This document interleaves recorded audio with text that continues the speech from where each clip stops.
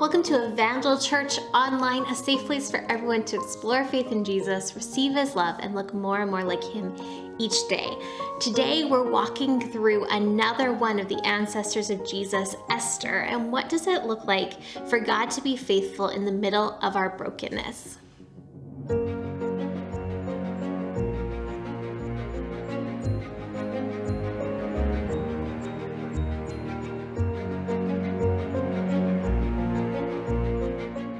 Thanks for sticking with us. Well, have you ever watched your life spin out of control and wondered where God was in your story? I certainly have. Those days where you whisper, "Are you even there? Are you really real?" The times when it feels like there's just too much silence and too much space, and you wonder if God exists, and if he does, if he cares at all.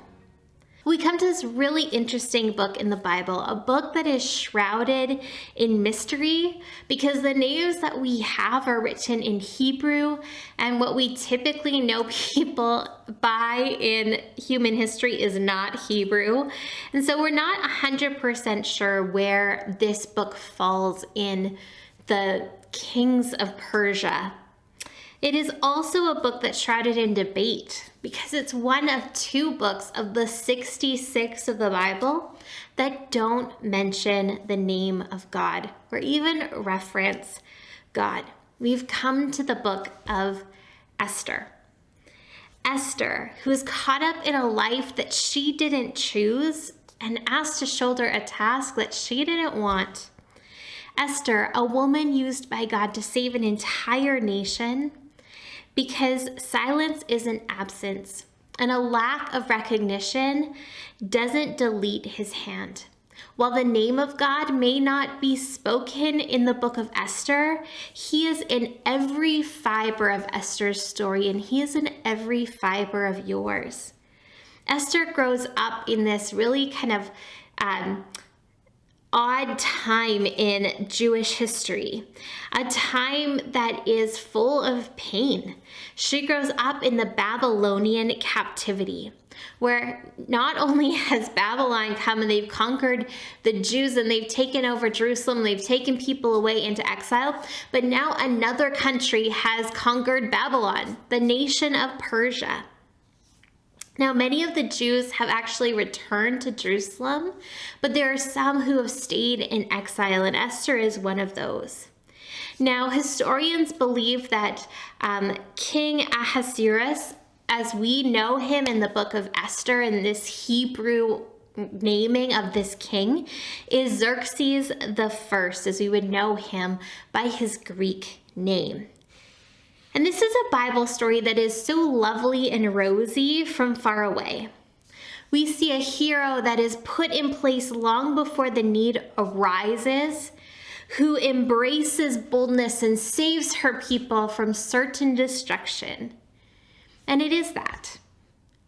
But it's also a story that's ripe with tragedy and sin and brokenness. A queen who is abandoned because of the pride and impulsiveness of her husband. A young girl plucked from her home and her culture and the only family that she had left, paraded before a man who basically uses and discards her. An entire people group almost obliterated because of the ego and rage of one man. It's a tragic story. Perhaps one that would not have needed to be written had wisdom and integrity won the day. But life only moves in one direction. We don't have moments like The Family Man or It's a Wonderful Life, but not It's a Wonderful Movie, where we get to see what would have happened if, and be given the option to choose the other path. Life only moves in one direction. And so this story, as much as we would love to look back on it with hindsight and say, what if it only moves in one direction? And this is a story full of tragedy and brokenness and God's faithfulness in spite of it. Let's pray. So God, we thank you once again for this moment in your word and in human history where you show us that you are able to do incredible things in the midst of incredible tragedy. You were able to redeem this story that was one of destruction of your people because you kept your promises, because you gave courage to this woman to stand up for truth and justice, to stand in integrity. And so this morning, God, I just pray that as we look at your word, as we dive into this story, one that is full of so much brokenness, that God, we would find you in the middle of our brokenness, that we would find your hope, that we would find your sovereignty, and we would find your faithfulness in the brokenness of our story too. In your precious name, would you go forth and speak, Holy Spirit, Spirit of truth. We want to hear your words. Would you allow that which is just birthed in me just to float away? We don't need to hear more of me. We need to hear more of you. Amen. Well, let me summarize the events of this book, just so we can go through it a bit quicker, because there's a lot to unpack. So King Ahasuerus is the ruler of Persia, and he holds this week-long celebration in the 3rd year of his reign. And on the last day of that celebration, he commands his wife, Queen Vashti, to come and show off her beauty to all of those who have gathered. Now, there is some debate as to what "come show off your beauty" actually meant, but regardless of what that entailed, she refuses to do so. His wounded pride, his poor counselors, and his impulsiveness lead this king to depose and banish his wife, Vashti. And sometime later, a search is now on for a new queen. And the most beautiful girls from the entire kingdom are brought to the palace, in essence given makeovers, and paraded before the king one night apiece. And Esther is chosen as the new queen. And we find that in Esther chapter 2, verse 17. Now the king was attracted to Esther more than to any of the other women, and she won his favor and approval more than any of the other virgins. So he set a royal crown on her head and made her queen instead of Vashti. But there's a secondary story kind of being told in this book, one that is equally full of pride and brokenness. And there's this undercurrent happening as the story of King Ahasuerus and Queen Vashti and Esther is kind of being told up here. There's this second story that's going to bubble underneath and kind of come up to the top. This story of Haman and Mordecai. One of the king's advisors, Haman, who is promoted to a rank higher than any of the other nobles, which allows him to kind of walk around and lord this position over everyone. They would have to bow down before him. They would have to give him all of this honor. And Mordecai refuses to do so, just like a few other boys that we meet in the Babylon captivity earlier in Daniel. So Haman, in his own moment of wounded pride, in his own feelings of rage, decides that he needs to destroy Mordecai. What his wounded pride demands is the destruction of Mordecai. But that's not enough. It can't just be Mordecai who's destroyed. Just like in our own moments of rage, oftentimes we want to just escalate it to something that's so much greater than what reason would dictate, because we're not in a moment of reasoning in our rage. Haman decides, no, we can't just kill Mordecai. We need to wipe out his entire people group. We need to eradicate all of the Jews along with Mordecai. And so we have this intersection at this point of the story, of this incredible and yet tragic story, of how Esther is now on the scene as queen and how this plot has come to kill her uncle Mordecai and all of her people along with him. This is a moment that with some grace and integrity shouldn't have happened. Vashti should have remained queen. Esther should be living her life apart from the palace. Haman should have never risen to this level of influence. This is a story that shouldn't have happened.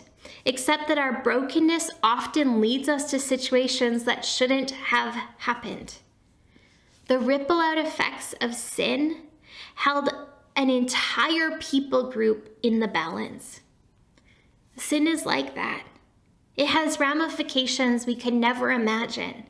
One stone tossed in a lake ripples out further than we could ever guess. And our sin brings us to places we never would have chosen to go if we hadn't tossed that first stone in. When we walk in ways that are counter to the best that God has set forth for us in His Word, in His wisdom, when we choose ourselves over others no matter the cost, when we act hastily, when we don't take the time to pause and pray and seek the one who has wisdom, as Pastor Lucas spoke to us about last week, surrounding ourselves with good counselors, not counselors who want to make an example of one woman. When we do all of those things, the Bible calls that sin. When we do those things, when we act hastily, when we choose ourselves, when we disobey the way that God has set forth for us, we hurt far more people than we could ever imagine, because those ripples go out further than we could ever imagine, and every single ripple has a consequence that we probably didn't intend for it to have. And so through the sins of just a few people, these ripples have started. And Haman has set this plot in motion to eradicate the Jews, to kill Mordecai. In Esther 4, verses 1-3, we pick up here. When Mordecai learned of all that had been done, he tore his clothes, put on sackcloth and ashes, and went out into the city, wailing loudly and bitterly. But he went only as far as the king's gate, because no one clothed in sackcloth was allowed to enter it. In every province to which the edict and order of the king came, there was great mourning among the Jews, with fasting, weeping, and wailing. Many lay in sackcloth and ashes. Haman's rage said Mordecai wasn't enough. It wasn't enough for Mordecai to just come now and bow down before Haman. Now an entire nation needed to be erased.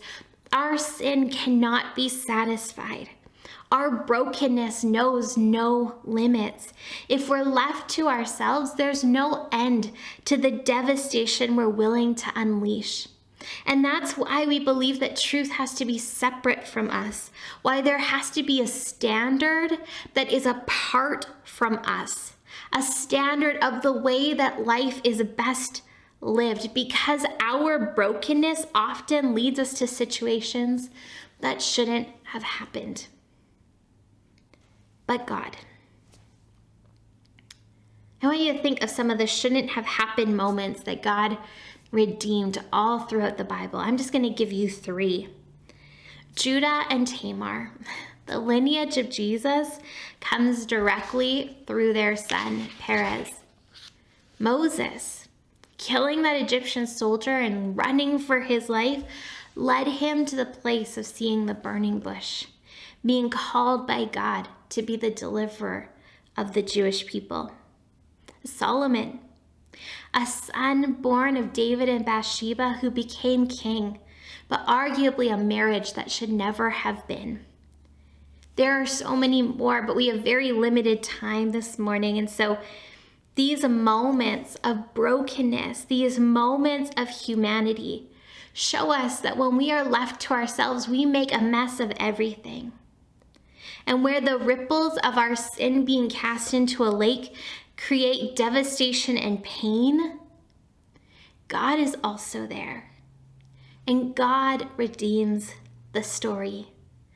But God takes the fragments left behind by the devastation that our sin causes, and He uses them in ways we never could have dreamed. God's name is absent from the book of Esther, but His hand isn't. His presence isn't, and His sovereignty isn't. God is in every fiber of this story. He's in every fiber of these lives, redeeming and remaking this whole moment into something entirely new. The silence of God is an absence, and a lack of recognition of him at play here doesn't delete his hand. And just like he redeemed and remade these moments of brokenness into the salvation of the Jews, he can do the same for us. He can turn our brokenness into something beautiful. He can take the ripples of sin and turn the tide into redemption. That's just who he is. In Psalm 30, verses 11 to 12, we read, "You turned my wailing into dancing. You removed my sackcloth and clothed me with joy, that my heart may sing your praises and not be silent. Lord, my God, I will praise you forever."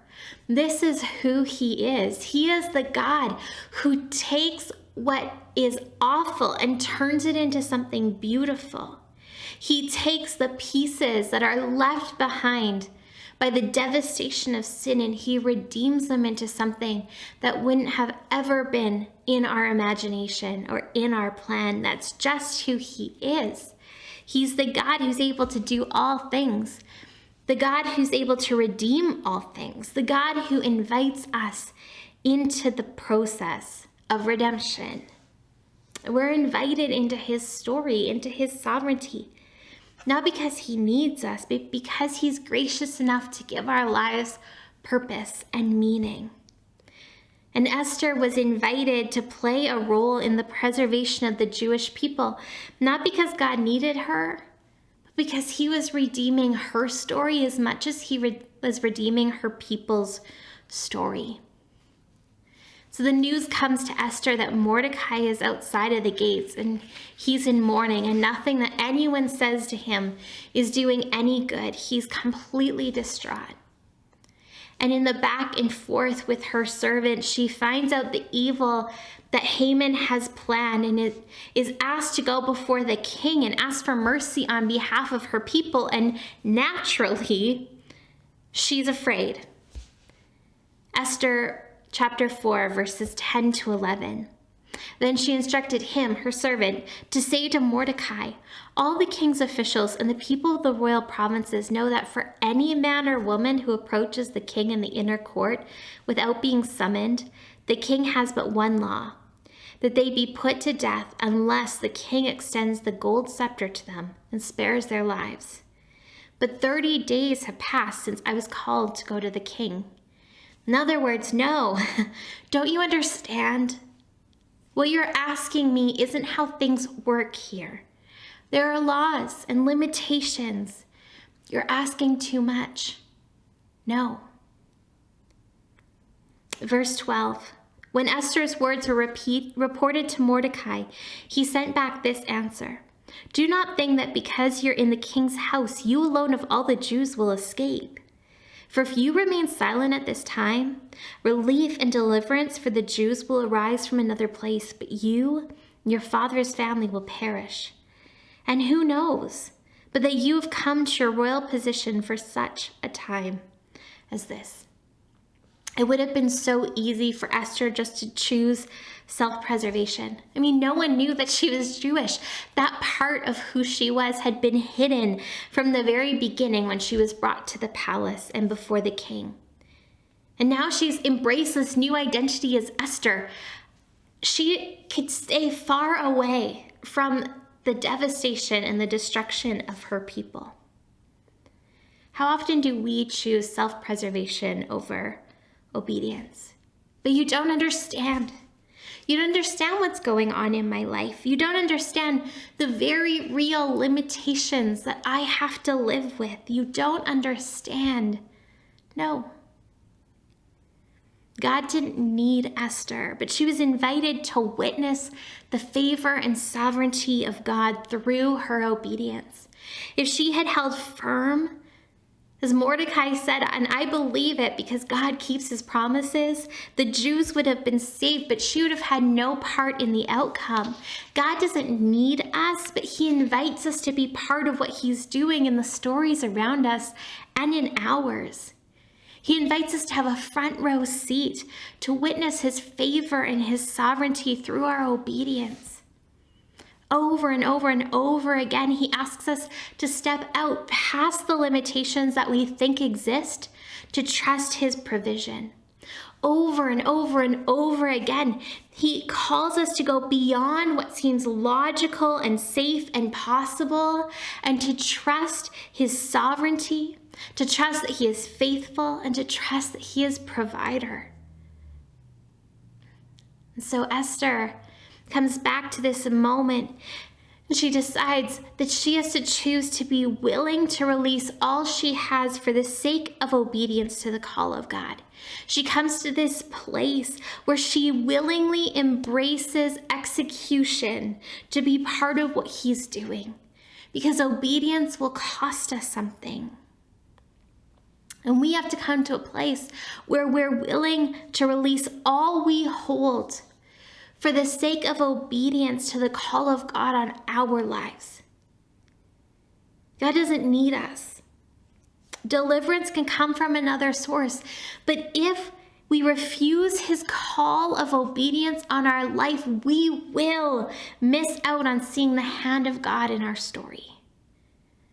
God didn't need Esther, but he invited her to be part of what he was doing. He invited her to witness his favor and sovereignty through her obedience. Despite her fear, despite logic, despite all the excuses, God invites her to see him and to be part of his story. So Esther sends this reply to Mordecai, "Go and gather together all the Jews who are in Susa and fast for me. Do not eat or drink for 3 days, night or day. I and my attendants will fast as you do. When this is done, I will go to the king, even though it's against the law. And if I perish, I perish." Esther walks in obedience, but she also knows where the strength and favor to do so lie. They're in God. And so she surrounds herself with the people of God, petitioning him on her behalf. And God is faithful, and the Jews are saved, and the evil that Haman meant for Mordecai is returned on his own family. And that ending, it's great. I love the ending. But can we sit in the middle for a moment? When God seems silent and the world is spiraling out of control, can we sit in the middle for a moment when Esther finds herself in a spot she didn't ask for, with obedience that's potentially deadly? Can we sit here for a moment? In the mess of the middle, in the ripples of sin, in the brokenness of the story, before the happy ending, before the victory. In the mess, when it doesn't feel like everything will be okay, when the reminders of God's faithfulness seem trite, when you're just wondering if he's even there. Can we pause in the real and the raw and the broken? Because God's not waiting for you at the end of the story. He's right here too. He's right here in the middle, right here in the broken, right here in the weeping and the mourning and the sackcloth and the ashes. He's here in the questions and in the pain and in the broken. And just as he was in every fiber of Esther's story, he is in every fiber of ours. And he's redeeming and reworking and restoring, but he also doesn't rush us from this place. He invites us to meet him here. And so maybe like Mordecai, you need to sit outside of the palace walls in a place of mourning, in the ashes of grief, and meet God in your tears and your questions, because he's sovereign there too. Silence isn't his absence, and a lack of recognition doesn't delete his hand from our story. He's here in the why, God. He's here in the, but this shouldn't be happening. He's here in the broken of this place. And because he is here, we have hope that his promises will come to pass. The Christmas morning, it wasn't beautiful. Christmas morning was broken and real and raw too. But Jesus came to step in to the pain and the brokenness of every story of humanity. He came and he sat with the undesirable. He ate with those who made bad choices. And he offered his own presence. He offered his own life to redeem and restore all that was broken and lost. He doesn't rush us from this place. He invites us to find him here. And because he is here, because he's with us in our brokenness, because he's with us in our despair, because he's with us when all of the pieces of life are shattered and sitting around us, we can have hope. Because if he's here, he can pick them up and put them back together in a way that doesn't look like before, but is entirely wonderful in the new. Because he is here, we don't stay in despair, but we rise on shaky feet to walk forward the next step and the next step and the next step in obedience as he calls us to. Because he is here, we know that even as we make a mess of our lives, even as it's not just the brokenness done that ripples out and causes splashes onto our story, even the stones that we throw in as we make a mess of our own lives, he is able to forgive and redeem it and restore it into something unexpected and beautiful and new. And so we trust God. And we stay obedient. We let him be sovereign as he was in this moment in Esther, the one who knows all things, the one who redeems all things, the faithful one. And we go where he sends us, even if it doesn't make sense, even if it feels like it's to our own destruction, because we don't know who he's going to save through our shaky obedience. But we do know that his faithfulness will be on display, and we'll have a front row seat to see it if we say yes. I want to close with this passage that I love out of 2 Corinthians 4. But we have this treasure in jars of clay to show that this all-surpassing power is from God, not from us. We are hard-pressed on every side, but not crushed. Perplexed, but not in despair, persecuted, but not abandoned, struck down, but not destroyed. We always carry around in our body the death of Jesus, that the life of Jesus may also be revealed in our body. Therefore, we do not lose heart. Though outwardly we're wasting away, yet inwardly we're being renewed day by day. For our light and momentary troubles are achieving for us an eternal glory that far outweighs them all. So we fix our eyes, not on what's seen, but what is unseen. Since what is seen is temporary, but what is unseen is eternal. Silence is an absence, and a lack of recognition doesn't delete God's hand. He's faithful, even in the broken of our stories, to redeem all things. And in his grace, he invites us to be part of his story. In his grace, he gives our lives purpose as we say yes to him. Let me pray. So God, I thank you that you're here. You're here in the middle of the story. You're here in the broken and the real and the raw. You're here in the questions and the tears and the grief. And you meet us there. You meet us in our despair. And you don't rush us from that place. You welcome us to sit and be comforted by you, to know you in our hurt. But you're also there in those moments where you call us to rise on shaky feet and to step out into something that seems impossible. You're there, giving us the courage to obey, regardless of what it looks like from the outside. And you open our eyes to see you, to see your faithfulness, to see your sovereignty, to see how you're redeeming and restoring and remaking all things, as you invite us to be part of it. I thank you that you allow us to be part of what you're doing in this life, that we get to have a front row seat to see you, that we get to be part of your story. How great is your grace towards us, that you give us purpose, that you allow us to share in what you're doing here in this life. And so would you comfort those who need to be comforted? Would you speak courage to those who are waffling and making the choice to obey or not?